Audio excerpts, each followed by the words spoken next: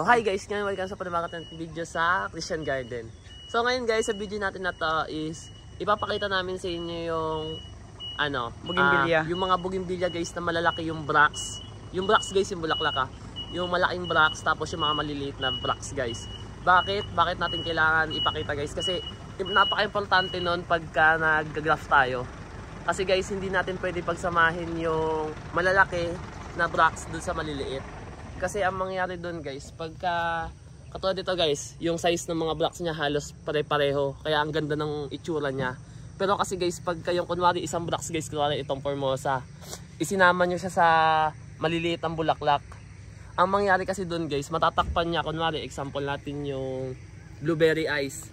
Pagka itong blueberry ice guys, tinabi mo doon sa Formosa, ito kasi yung blueberry ice is maliliit na yung dahon niya, maliliit pa yung bulaklak. Ang mangyayari, pag tumubo yan sila, matatakpan siya, matatakloban siya.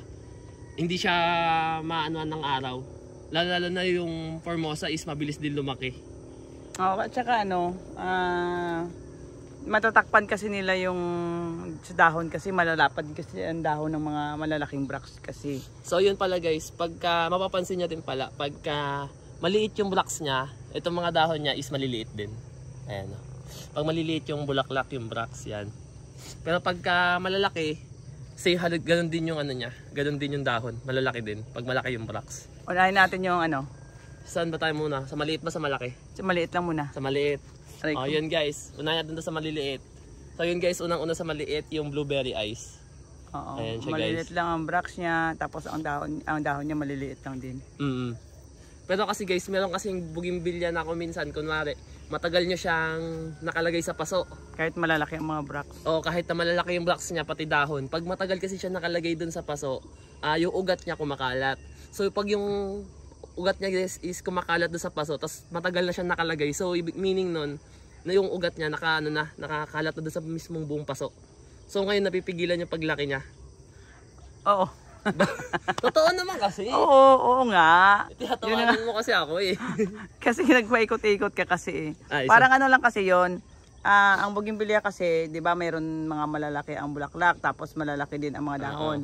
Pag ilalagay mo siya sa isang container na maliit lang, syempre hindi ang mga ugat niya kasi hindi siya aabot dun sa ilalim sa may lupa, hindi siya lalaki. Sisiksik konti lang yung niya, yung syempre yung nutrients doon konti lang. Sa katagalan kasi, kaya nga ginagawa nilang bonsai yun. Sa katagalan kasi nagiging lumiliit ang nawawala kasi ako sa concentration sa pag ko kung ikot mo sa akin to. Hindi kasi naka-focus ka lang sa isa sa katagalan lumiliit lang ang dahon. Oo, yung mga malalaki kaya yung magbubonsai, 'di ba, na may mga malalapad sila na dahon, sa katagalan lumiliit 'yun. Kaya yung ibang magbubonsai nga gusto nila yung mga maliliit na dahon lang. Para mas nakikita na magaganda na siya agad. So ayan guys, ito din sa Kurabilikan. Kung mapansin nyo, maliliit lang din ang bracts nito sa yung dahon. Ayun. Sige. So mga maliliit muna tayo ha. Dito. Ayaw nga pala guys, pag may time ako minsan gagawa ako ng parang fun fact about dito sa mga bougainvillea. Kasi may mga iba kasi guys na akala nila bulaklak yun, pero hindi talaga bulaklak. Okay. Ito. Ano yan? Pink patch. Ay, hindi. Pink patch. Yung so ayan guys, pink patch to. Dito tayo banda. Dito. Ayan. Medyo maliliit din ang dahon at saka bracts niya. Ayan guys, pangalawa yan guys sa mga maliliit yan, pink patch. Paano naging dalawa, pangatlo Ano yung una, 'di ba sa Kurabilikan yung sa Kurabilikan pala yung isa. Oo. Pangatlo pa to pink patch. Tulog. ang ano ba tawag dito? Red Brisa. Ang Red Brisa. Ito kasi matagal na to talaga sa ganito ang lalagyanan niya. Tapos ganyan yung itsura ng mga bulaklak yan, maliit din. Matagal na to sa akin eh. Ganyan Ay kasi mo yung puno niya guys. Luma-luma na. Oo. Ganyan. Lumiliit ang niya. Pero dito, hindi ko lang sure sa iba kung masyadong malaki talaga yung mga bracts niya dito kasi ganyan lang siya. So medyo maliit ang mga bracts niya. Pati yung dahon. Hindi ko sure ano to. Ano ba ito? Hindi ba ano yan? Pedro Bambino? Oo, Pedro Bambino. Pero may mga ibang Pedro Bambino ako dun sa kabila na ano malalaki. Dito medyo maliliit oh. Yan guys oh, maliliit. Tapos itong ano ano tawag dito? Purple opal? Oo. Purple opal? Oo, pero nakita ko to sa ibang na ano ko na graph ko medyo malaki eh. Ang ano niya. So yun guys, siguro depende na rin din talaga sa ano nyo. Sa media? Sa media. Kung lalaki ba yung hanap pa tayo ng box maliliit. na, tapos yung dahon. Ang ano naman, ang opal naman dito, malalaki din. Pero pagka ano, ito matagal na to, lumiliit. Medyo, hindi naman. Matamtaman lang. Yan opal lahat yan oh. Ito. Pakita mo. Ayan guys, merong flame, merong fire. Tapos, saan yung ruby? Ayaw magpakita ng ruby. Pero guys, meron tayo ano dito. Jinda? Jinda ba to? Hindi. Ano to siya? Ano? Parang ang ninalo ko dito, Kwan. Bridal? Bridal. Bridal white daw to guys. Ayan. Bridal white. Yung guys, ang daming bulaklak. Ang daming pasibol na bulaklak. Dito, tingin tayo dito. Ano pa mga maliliit? Yung tanglong. Ayan no? Iba naman ang karakteristik ng tanglong eh. Ganito siya, maliliit, pero ang dahon niya ang lalapad. So ayun guys, hindi lang pala lahat ng malaking ano, malaki ang brax is malaki na rin ang ano. Meron kasi ito guys, malaki daw yung dahon niya. Tapos maliliit lang yung bulaklak. Kasi tanglong to guys eh. Ganito yung tsura ng tanglong, parang popcorn lang yung bulaklak niya. Hindi siya bumubuka ng gusto. Ayan. Ang Hawaii white at Hawaii violet eh. Ang Hawaii violet at Hawaii white. Medyo maliliit pa yung mga brax niya at saka yung ano. Tingnan mo. ayan guys, yung Hawaii violet daw saka Hawaii white. Oo. Ito yung Hawaii white guys. Ayan. Ito yung ano, Hawaii violet.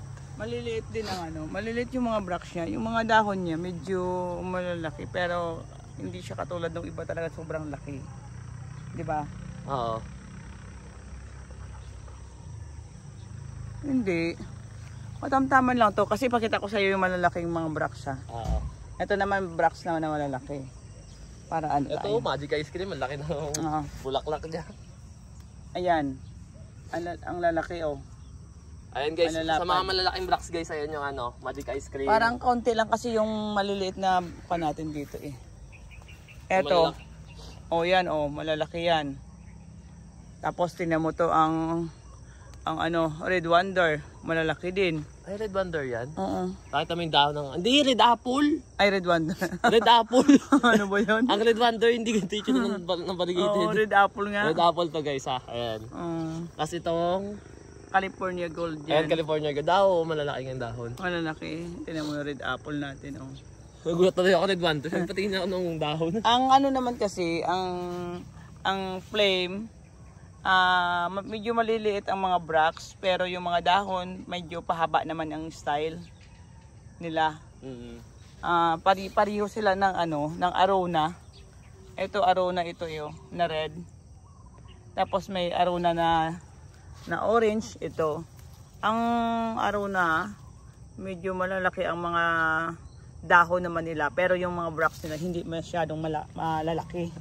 So ayun guys, in short, ang technique talaga sa pag-graph namin dito kung bakit ang gaganda bukod sa nagko-contrast yung kulay ng mga bougainvillea namin pag nag-graph is kailangan talaga guys, is sama-sama yung ano niya, sama-sama yung maliliit doon sa malalaki. Huwag niyo siyang paghahaluin kasi guys, hindi siya maganda tingnan.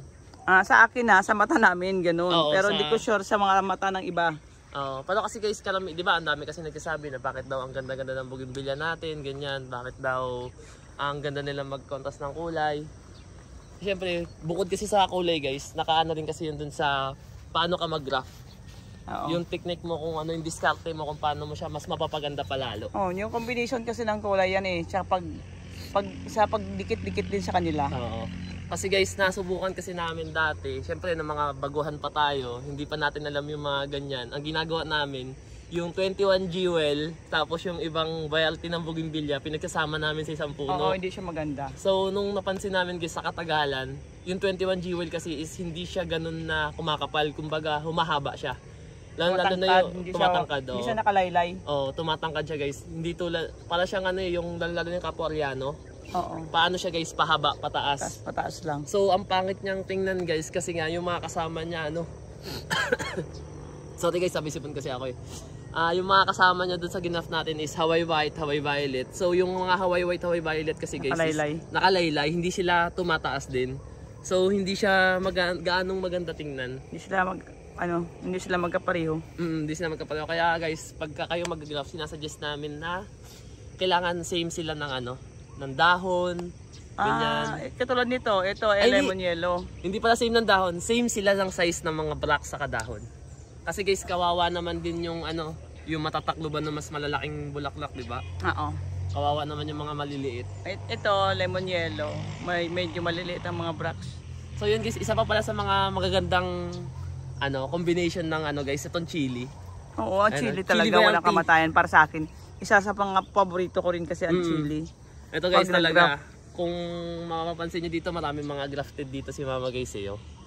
Diyan mga grafted nyo dyan, puro lahat dyan mga chili. Hindi pa kasi sila namumulaklak. Ayan mga kapal, pinapakapal pa ni Mama. Gusto niya kasi kumapal na kumapal. Kasi maganda kasi yan guys once na namulaklak. Sa totoo lang. Kasi ang chili kasi guys, maliliit na yung bracts niya. Yung dahon pa niya guys is ang maliliit din. So saka yung combination ng kulay niya ba? Iba-iba. Ang ganda kasi pero pwede mo rin naman kasi i-partner yung chili guys sa ibang variety. Kaso kailangan hanapan mo siya ng halos kapareho niya yung kulay. Hindi, halos kapareho niya yung size ng bracts. Sa kadahon. At saka kailangan i-combine nila yung mabilis humaba na mga variety. Kasi mayroong variety ng bougainvillea na mabagal. Isa pa humaba, yan guys. Diba? Isa pa mga sanga. Tips yun guys sa pag-graft. Kailangan ano bang mabilis humaba na bougainvillea? Lemon yellow. Yun, lemon yellow guys. Lahat ng kulay ng chili variety. Yun, mga mabilis humaba.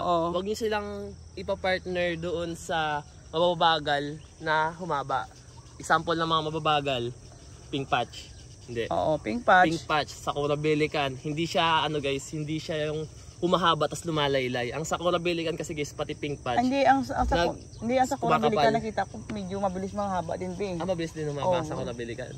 May mga meron diyan na hindi gaano mabilis humaba. Yun ang niya. Hindi, ito pakita natin muna. Kasi magkaiba kasi yung mabilis humaba doon sa mabilis kumapal. Iba na yun. Magkaiba kasi yun guys. Kaya marami din kayong titingnan pagka nag-graph kayo. Nag-graph pa lang kayo, nabivisualize nyo na yung magiging itsura ng graph nyo. Nasa kanya na utak nyo na ito yung kinalabasan. Ganito yung magiging resulta. Mabagal nga lang yung paggawa ko ng graph, pero tingnan mo, ito yung sample. Ito muna yung natin. Pinutulan ko kasi pinunla mo to eh. Pinutulan namin siya guys. Kasi nagpunla si Jan. Lahat ng mga talbos na ang haba guys. Ang dami na namang bagong sibol. At saka kung mapapansin nyo yung paglabas ng mga talbos guys, isang haba kagad. Kailan na naman ako nagtanim? Last week. Mabilis Last week lang naman. Ayun guys, mahaba. Salmon yan. Mabilis humaba. Mataba siguro or baka nakadikit na naman sa lupa yung niya. Ayun guys, isa pang factor kung bakit mabilis pala humaba itong mga natin. Baka kasi yung ugat niya lumabas sa may kawa. Diba sabi ko guys, kailangan at least naka-elevate sila para at least yung ugat hindi ka agad-agad na makakonekta sa lupa. Ito hindi ko gitrim simula nung natin. Simula nung gingraph ko to. Ngayon pag ititrim ko to, ipapakita natin sa kanila. Sige. Yan ang marami tayong mga may co-content ngayon guys. So ngayon ko na napansin guys, babaguhin ko pala yung content natin kasi kanina sabi ko, papakita lang namin yung mga malalaking bracts sa maliliit. Ngayon naghalo-halo na. Hindi, ngayon kasi parang tips na siya sa guys sa pag-graph talaga. Dito, tingnan mo to. Ito, tingnan mo lang. Ito lang example natin, yung combination nila ha. Yung combination ng kulay. Mahalaga kasi din sa pag-graph eh. Hindi ako basta-basta nag-graph na hindi ko pinag-iisipan kung anong kulay ang katabi niya. Kasi doon lumalabas yung contrast ng kulay eh. True, totoo. Di ba? Katulad niyan, may red, kailangan ko nang may katabing white diyan. Pero parang walang nabuhay yata sa white na gingraph ko diyan. So yun guys, hindi naman laging 100% lagi pag nag-graft tayo is buhay. Kahit din kami guys namamatayan kami. Tulad nito guys, ay isang sanga to namatay lahat dito. Wala, hindi ko alam kung may white ako, pero kailangan may white. Tapos guys, kung sa combination sa pagko-contrast ng kulay hindi lang sa blocks nyo titingnan. Wag lang dito sa blocks, wag lang sa bulaklak kasi paano yan pag nagtag-ulan na guys, ang pangit nyo na tingnan kasi lahat sila puro green. Syempre pagka magko-contrast kayo, tingnan nyo rin, maglagay din kayo na may mga variegated.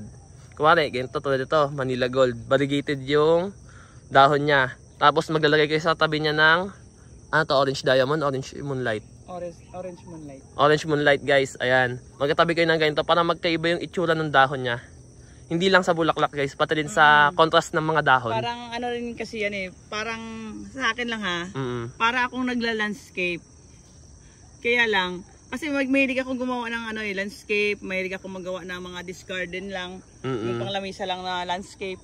Tapos, dito kasi sa pag-graph, parang i-apply ko pa rin siya kasi pagko-combine siya ng ng mga kulay at saka mga dahon niya. Tama yun sa mga bracts din. Dito guys, hindi pa masyadong namumulaklak yung mga bougainvillea natin dito. And guys, medyo meron tayong mga mother pa. plant dito ng Ito, White. Ito, mo yung salmo na to, super ganda. Hindi ko pa ito tinan mo sa ilalim. Ang ganda ng puno nito, medyo maliit lang siya. Ganda ito. Ang ganda rin ng pagka-layer nila. Yan So yun guys, napansin ko para mas magaling yata mag-explain si Mama. Si Mama na lang bibidyohan natin. Hindi ako, kasi nga lagi galing tayo sa dalawa sa may pangwa ng ipay. Mas maano siya mag-explain sa akin guys, syempre mas maano kasi experience niya dito. Mas mahaba. So, syempre mas marami siyang alam. Kahit ako hanggang ngayon nag-aano pa rin ako sa kanya, nagtatanong-tanong. Syempre, hanggat nandito ka sa akin, lahat ng natutunan ko, syempre iano ko sa'yo. Ano to? Anong variety Tsaka yan? sa akin, experience din naman din to. Sa akin kasi guys, sa school kasi more on experience theory. Talaga, kasi nga, di ba, ang tagal ko sa garden. Magkaiba kasi talaga yung theory mahilig lang ako sa mag-landscape. experience. Tingnan mo, ang blue wave. Blue wave yan? Oo, sobrang daming bulaklak pala nila pag namulaklak. Ang maraming mahaba to, kinuha ko lang kasi yung mga kaya ibang pala. tangkay. Sabi ko bakit parang humaba yata tong blue wave. Oo, humaba to kasi lahat dapat to blue wave. May namatay na mga sanga. Ang ginawa ko, dugtungan ko ng ibang kulay. Tsaka, yung iniwan ko kasi na mahahaba na yan, pang dugtong ko sana yan Dito mayroon pa dito. Ang isang graph ko na medyo maganda rin siya. Eto, kaya lang hindi pa lahat hindi pa lahat namumulaklak Ayan. Tingnan niyo to guys, hindi lang nakabase sa bracts niya yung hindi lang nilagay ni Mama, hindi lang sa kulay ng bracts, kundi pati din sa kulay ng dahon. Meron tayong blueberry, tapos meron tayong golden jackpot dito. Summer, iba yung pagka-variegated niya, tapos ito sa kabila, golden jackpot din ba? Oo, yan.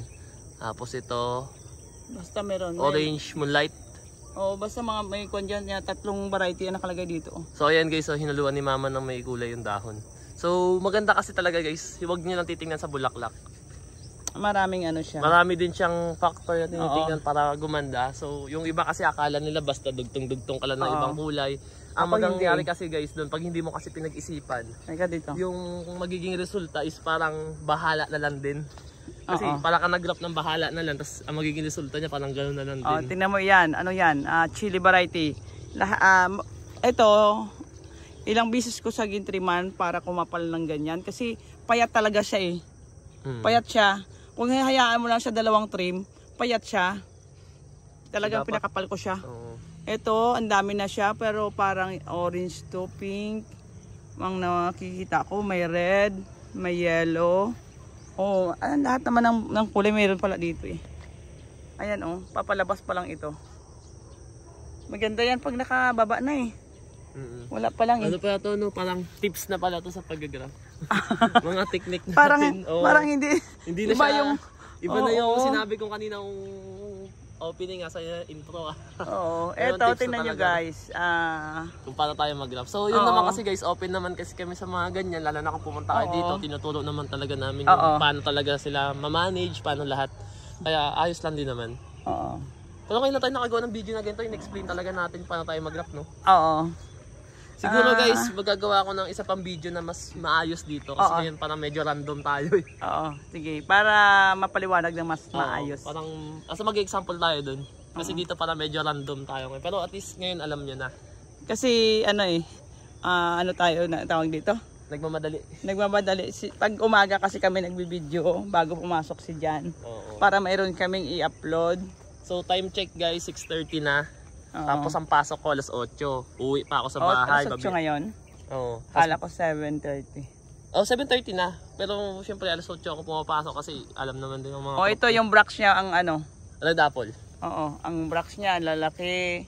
Ang dahon niya malalaki din pero super ganda siya. Ang ganda niya ita-partner sa May ginawa ko niya na puro lahat ganun. Maganda siya i-partner dito sa bridal white.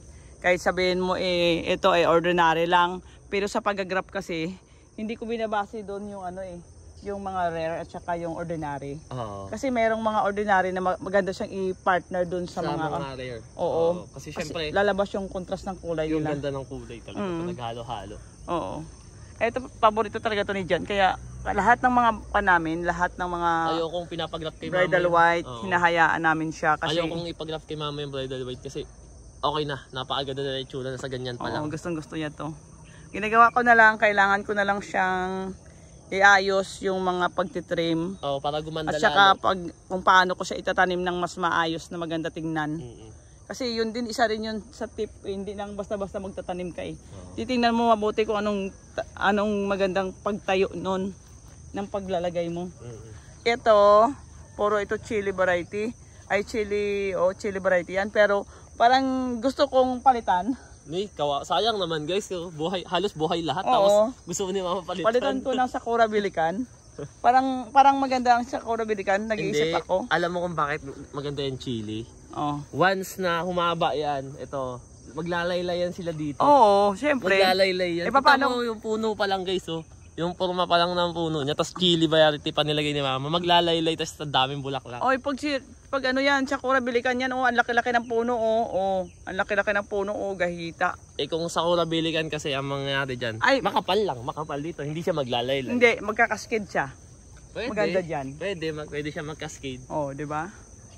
Marami pang mga malalaki na hindi nagagrafan kasi ako lang ang nagagraf. So yun guys, si mama na kasi mag-isa dito, si mama na mag-isa din na nagagraf. Ako kasi ang time ko lang talaga umaga, hapon, tas Sabado, Linggo. Ang laki. Kay Kikoy yan. So ayan guys, splash ang lalaki, ang dami din bulaklak. Malalaking bracts din yan. Tsaka madaling mahulog to Pero ang ganda pa rin. Ayun pa may white pa kami doon guys Ang daming bulaklak din Yung bridal white. Ayan guys, tayong bulaklak. Bridal white ni Jan. Yan. Pero sa laki kasi ng puno niya. Malaki ang puno din yan. Gusto ni Jan yan. Yan. Ito pa may isa pang Yan. Isang splash. Yan. So ayun guys. Dito ko na siguro i-stop yung video natin kasi nga tawag dito. Mag-alas 7 na. Kailangan ko na pumasok. So abangan nyo na itong video na to guys. Sana gusto nila para gagawa pa rin tayo na gagawa. Oo. Pero mas maayos na kasi ngayon medyo random tayo. Pero at least maganda naman yung content natin ngayon, di ba guys? Kasi na-explain din namin sa inyo kahit paano yung technique namin kung paano kami mag-graph. So yun guys, sana nagustuhan nyo. Then share nyo naman tong video natin guys. Then kita-kits sa susunod. Bye!